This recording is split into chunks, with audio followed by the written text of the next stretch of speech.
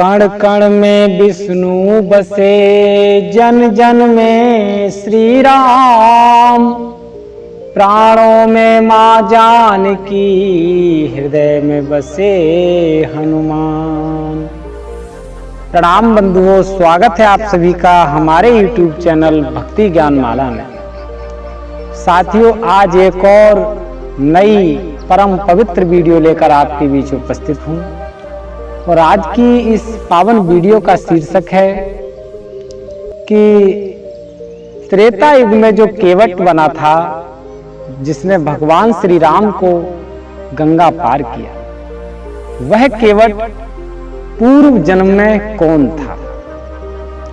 और साथियों, केवट ही नहीं, पूर्व जन्म में लक्ष्मण जी कौन थे, सीता जी कौन थी और स्वयं भगवान श्री राम कौन थे। इन सारे सवालों के जवाब आज आपको इस वीडियो में मिलेंगे। लेकिन आपसे विनम्र निवेदन है कि वीडियो में अंत तक जरूर बने रहें और वीडियो को पूरा सुनें और समझें। साथियों, वीडियो शुरू कर देते हैं। बंधुओं, एक समय था जब भगवान विष्णु क्षीर सागर में शयन कर रहे थे। ये बात सतयुग की है और उस समय उनके चरणों की तरफ माता लक्ष्मी बैठी है और शेषनाग की सैया बनी हुई है, जिस पर भगवान विष्णु लेटे हुए हैं।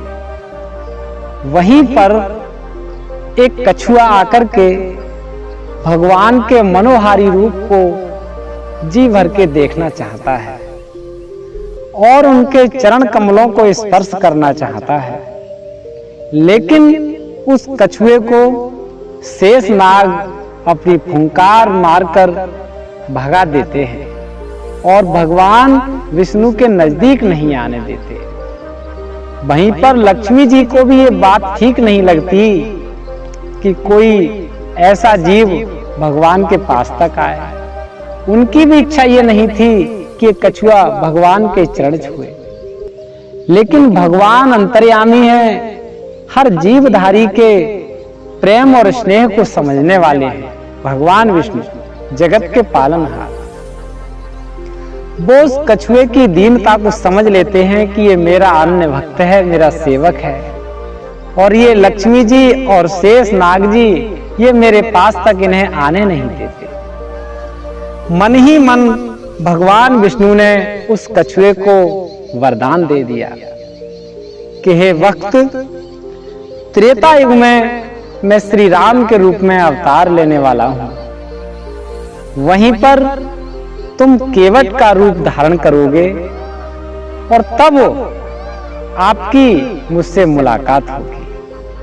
फिर जो जी चाहे आप करना। ये दोनों उस वक्त कुछ भी नहीं कर पाएंगे। हाँ साथियों, ऐसा ही था। अब देखिए, लक्ष्मण जी जो थे वो शेषनाग के अवतार हैं और सीता जी लक्ष्मी जी का अवतार है और भगवान श्री राम जगत के पालनहार भगवान विष्णु के अवतार हैं। अब समय आ गया त्रेता युग का। भगवान श्री राम त्रेता युग में आ गए, जो कि विष्णु के अवतार हैं और बात उनके वनगमन की भी आ जाती है। एक लंबी कहानी है, मैं आपको संक्षेप में बताना चाहता हूं। वनवास मिला भगवान श्री राम को, लेकिन वनवास की यात्रा पर एक नहीं तीन प्राणी अयोध्या से वन की राह को चले। उनके साथ जगत जननी मां सीता जी, उनके छोटे भाई लक्ष्मण जी। चलते चलते वन की यात्रा पर काफी दूर पहुंच गए। सुमंत जी भी उनके पास है। हाँ साथियों, तो गोस्वामी तुलसीदास जी ने श्री रामचरितमानस के अयोध्या कांड में बहुत ही सुंदर वर्णन किया है और वर्णन इस प्रकार किया है।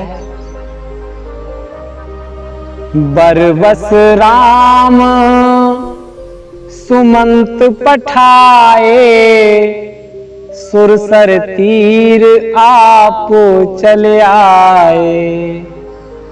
भगवान श्री राम ने सुमंत जी को जबरन वापस किया कि भैया अब तुम अयोध्या को लौट जाओ। बेचारे सुमंत जी वापस हुए दुखी मन से, और आप स्वयं जगत जननी मां सीता को और लक्ष्मण जी को लेकर के गंगा घाट पर पहुंचे। और गंगा घाट पर जहां केवट की ड्यूटी थी, जो कि केवट वर्षों से अन्यत्र यात्रियों को गंगा पार उतार करता था, लेकिन आज समय आ गया जगत के पालनहार को गंगा पार करने का। तो भगवान श्री राम बोले, मांगी नाव ना केवट आना, कहूं तुम्हार मरम में जाना। भगवान श्री राम ने कहा कि केवट भैया नाव इधर लाओ और हमें पार करो, हमें बहुत दूर जाना है। अब जो केवट है वह पूर्व जन्म के उस वृतांत को समझ गया कि वाह क्या धन्य है मेरा जीवन, आज जगत के पालनहार मेरी नैया में बैठेंगे, लेकिन ऐसे नहीं बैठेंगे। कहने लगा कि भगवान आपके प्रताप को मैं नहीं जगत जानता है। मैंने सुना है आपके चरण रज में जादू है। पत्थर की शिला सुंदर नारी बन गई, और ऐसा ही यदि मेरे साथ हुआ तो मेरी तो काठ की नाव है। भला काठ तो पत्थर से और ज्यादा नाजुक होता है, अगर इसको कुछ हो गया तो मेरा परिवार कैसे पलेगा। इसलिए हे भगवान, मैं आपके चरण धोए बिना गंगा पार नहीं उतारूंगा।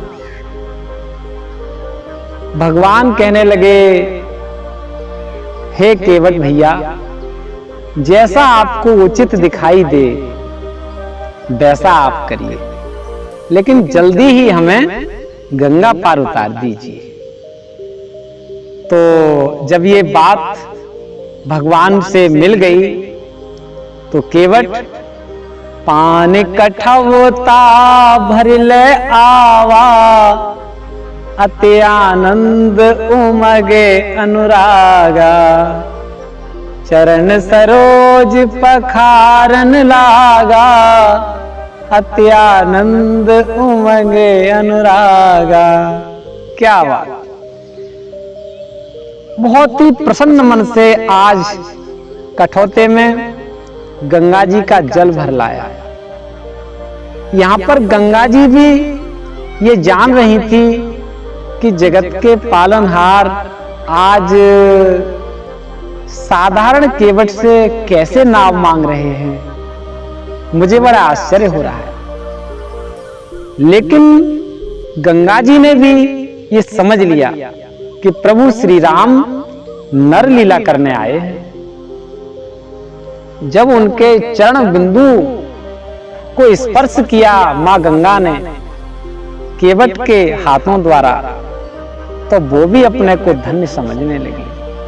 आज केवट भगवान श्री राम के चरण कमलों को मल मल के धो रहा है, और उस सत्युग की बात को याद करके लक्ष्मण जी की ओर देखता है, कभी माता सीता जी की ओर देखता है कि देखो एक वो समय था जब आप दोनों मेरी चाह के इच्छा के विरुद्ध भी मुझे भगवान के चरणों को स्पर्श नहीं करने देते थे, लेकिन आज मेरा अवसर है, आज मेरे सौभाग्य हैं कि आप खड़े खड़े देख रहे हैं और मैं भगवान के चरण कमलों को मलमल के धो रहा हूं। आज केवट ने भगवान के चरण बिंदु मल मल के धोए और उस चरणामृत को स्वयं पी करके अपने परिवार को पिला करके और भगवान श्री राम को गंगा के पार उतार दिया। आज पार उतरने के बाद प्रभु कुछ चिंता में पड़ गए और चिंता में पड़े सोचने लगे कि हमने केवट को उतराई में कुछ दिया नहीं। तो वही जगत जननी मां सीता जी पियहिय की सिया जानन हारी, मन मुदरी मन मुदित उतारी। आज पति के हृदय की बात को समझने वाली सीता जी ने बिना कुछ विचार किए हुए अपनी रत्न जड़ित अंगूठी को उतार करके प्रभु को समर्पित कर दिया कि हे प्रभु, आप इसको केवट के लिए उतराई में दे दें। और केवट को जैसे ही भगवान ने अंगूठी देनी चाहिए तो केवट बड़े भाव विभोर मन से कहने लगा कि हे प्रभु, मैं आपसे उतराई नहीं लूंगा। मुझे तो आज बहुत बड़ा उपहार मिल गया। मैं इस छोटी सी उतराई को लेकर के पुनः आपका ऋणी नहीं बनना चाहता। हे प्रभु, अब कछु नाथ ना चाहिए मोरे, दीन दयाल अनुग्रह तोरे। फिर तीवार मोह जो देवा, सो प्रसाद में सिर धर लेवा। हे प्रभु, मुझे बहुत समय बीत गया मजदूरी करते हुए, लेकिन आज जैसा मुझे ग्राहक नहीं मिला जैसे आप मिले। और यदि आपके मन में कुछ देना ही है मेरे लिए तो देखिए, मैंने आपको एक साधारण गंगा जी से पार किया है। जब मैं आपके परम धाम आऊं तो मुझे उस भव सागर से पार लगा देना। हे प्रभु, मेरी कामना यही है। तो साथियों, आज केवट ने भगवान से कुछ भी नहीं लिया। आज की वीडियो का शीर्षक था कि केवट पूर्व जन्म में कौन था। तो आप जान गए, केवट पूर्व जन्म में एक कछुआ था। भगवान श्री राम भगवान श्री विष्णु के अवतार थे। सीता जी लक्ष्मी का अवतार हैं और श्री लक्ष्मण जी शेषनाग के अवतार हैं। आज की इस पावन वीडियो में हमने ये राज खोला। उम्मीद है आपको ये वीडियो पसंद आई होगी। इसी तरह की धार्मिक और आध्यात्मिक वीडियो लेकर हम आपके बीच आते रहेंगे। आपसे निवेदन है कि हमारे चैनल को सब्सक्राइब जरूर कर दें, ताकि आपका और हमारा ये स्नेह और प्रेम सदा सदा के लिए बना रहे, ताकि हमारी हर वीडियो का लिंक आप तक पहुंच जाए और आप उस वीडियो को देखने में समर्थ हो जाएं। हमारा YouTube चैनल आपकी सेवा में उपस्थित है, भक्ति ज्ञान माला। प्रणाम साथियों।